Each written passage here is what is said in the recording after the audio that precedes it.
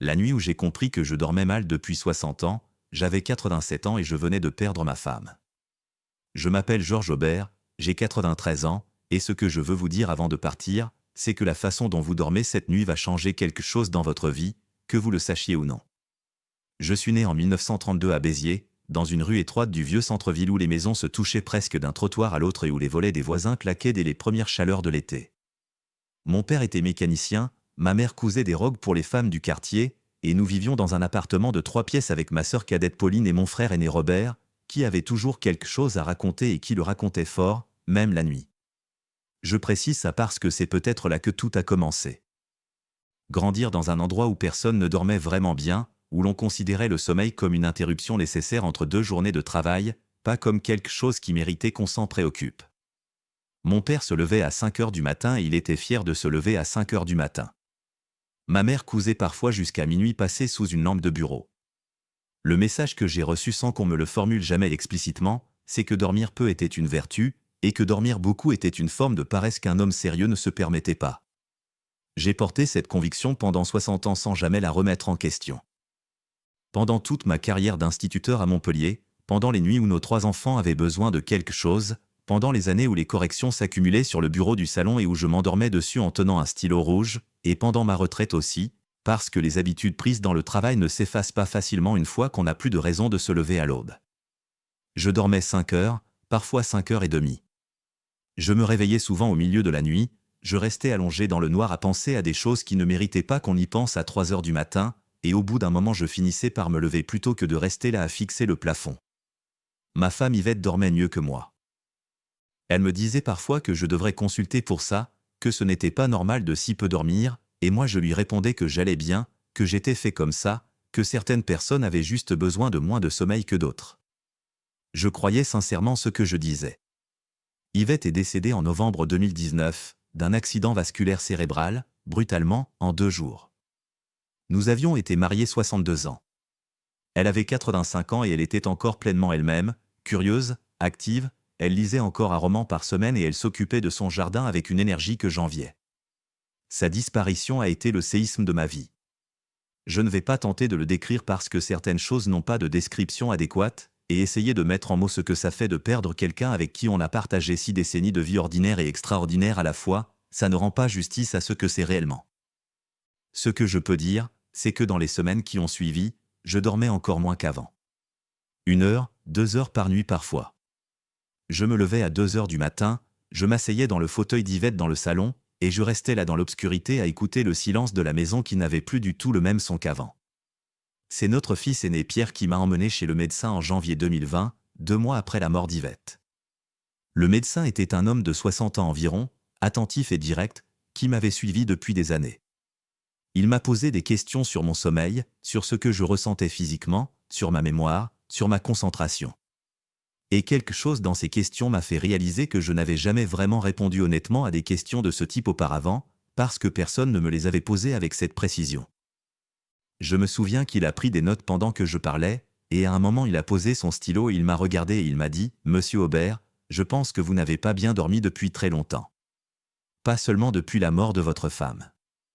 Depuis très longtemps. » Et j'ai compris dans cette phrase-là qu'il avait raison, et que cette vérité-là avait des conséquences que je n'avais pas encore mesurées.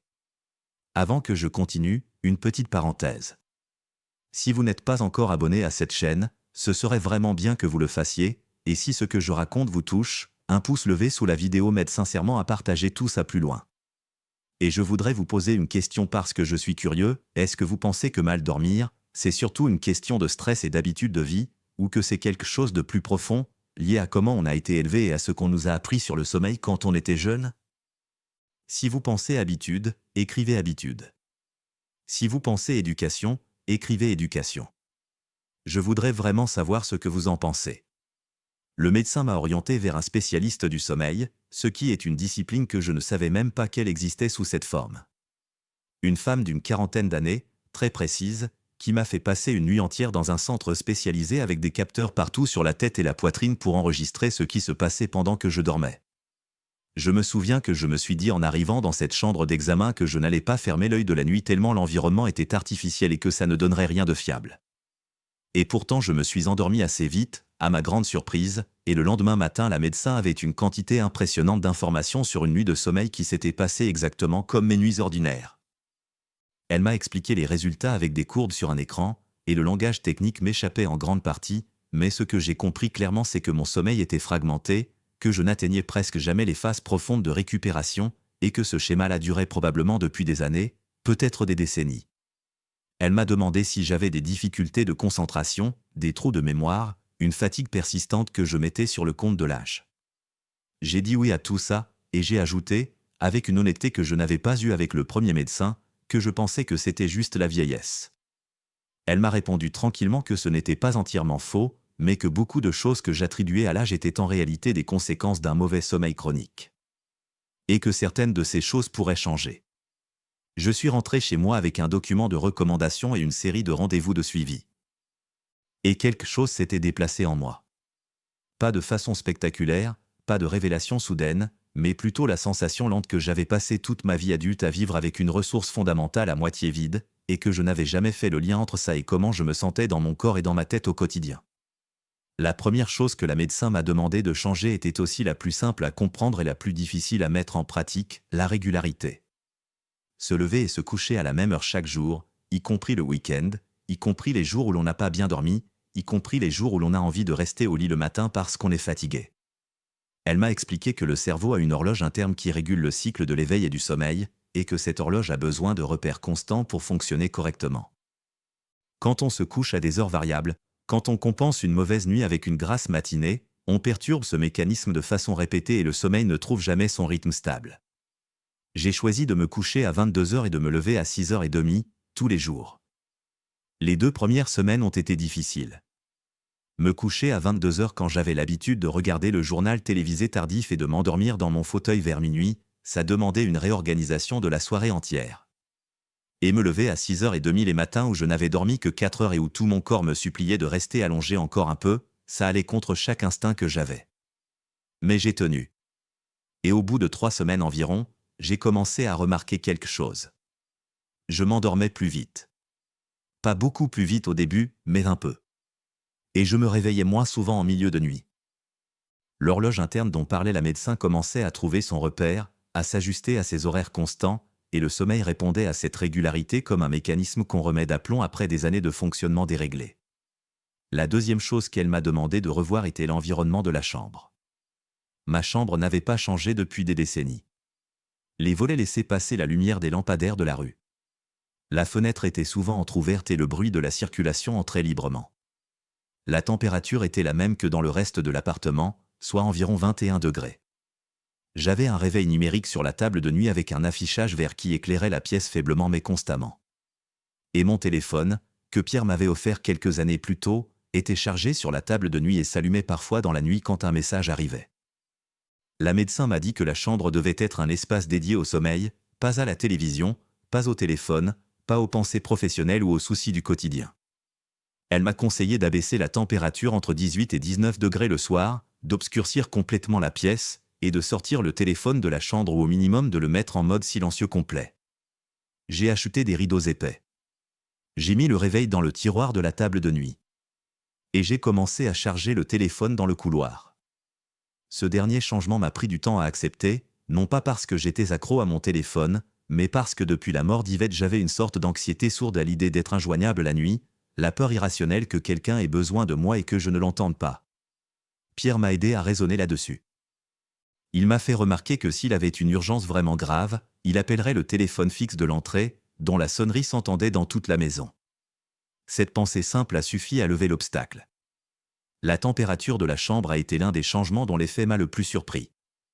J'avais toujours pensé qu'on dormait mieux au chaud, que le confort thermique favorisait le sommeil, et c'est instinctivement ce que beaucoup de gens pensent.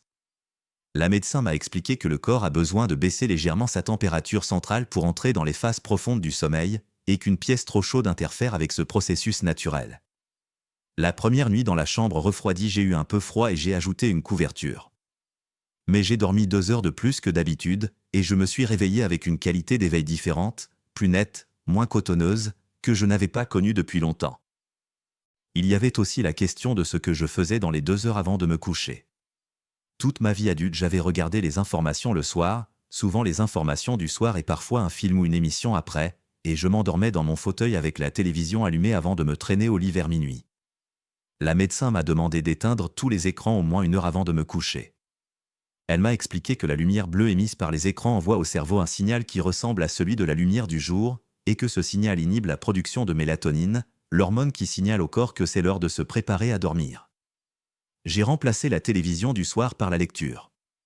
Ce n'était pas un effort énorme pour moi qui avais toujours aimé lire, mais lire assis dans un fauteuil sous une lampe douce plutôt que regarder un écran lumineux dans le noir, ça a changé quelque chose dans la transition vers le sommeil. J'arrivais dans la chambre avec un état d'esprit différent, moins stimulé, plus calme. La médecin m'avait aussi parlé de la caféine, en me demandant à quelle heure je buvais mon dernier café de la journée. Je lui ai répondu vers 16 heures, ce qui me semblait raisonnable. Elle m'a expliqué que la caféine a une demi-vie d'environ 6 heures dans l'organisme, ce qui signifie que si je buvais un café à 16 heures, la moitié de cette caféine était encore active dans mon sang à 22 heures au moment où j'essayais de m'endormir. J'ai reculé mon dernier café à 13 heures. Là encore, un changement qui semblait anodin et qui a eu des effets que je n'aurais pas anticipés. L'endormissement est devenu plus facile, plus naturel, moins laborieux.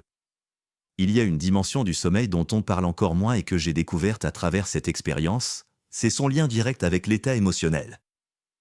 La médecin me l'avait mentionné, mais j'ai vraiment compris ça par moi-même dans les mois qui ont suivi. Quand je dormais bien, le deuil d'Yvette était toujours là, la douleur était toujours là, mais je pouvais la porter autrement. Pas avec moins d'intensité, mais avec plus de stabilité. Les matins où j'avais dormi 5 ou 6 heures de sommeil de qualité, j'étais capable de sortir marcher, de préparer à manger correctement, de lire, de répondre à des messages de mes enfants avec une certaine présence d'esprit. Les nuits difficiles, celles où le sommeil n'était pas au rendez-vous, le chagrin devenait quelque chose de différent, plus lourd, plus envahissant, presque incontrôlable par moments. Comme si le cerveau sans repos suffisant n'avait plus les ressources pour réguler ce qu'il ressentait. J'ai parlé de ça à la médecin lors d'un des rendez-vous de suivi et elle m'a confirmé que ce n'était pas une impression, que les études montraient clairement que le manque de sommeil amplifiait les réponses émotionnelles négatives et réduisait la capacité à réguler les émotions difficiles. Cette information-là m'a profondément affecté, non pas parce qu'elle était surprenante, mais parce qu'elle éclairait rétrospectivement des dizaines d'années de ma vie d'une façon que je n'avais pas vue. Je me suis demandé combien de conflits dans ma vie, combien de moments d'irritabilité avec Yvette ou avec mes enfants, combien de journées où j'avais eu l'impression que tout était plus difficile que ça ne devait être, combien de tout ça avait été influencé, au moins en partie, par le fait que je dormais mal de façon chronique. Je ne sais pas répondre à cette question avec précision, et il serait naïf de tout attribuer au sommeil. Mais je suis convaincu que la réponse n'est pas zéro. Mes petits-enfants me demandent parfois si j'ai des regrets.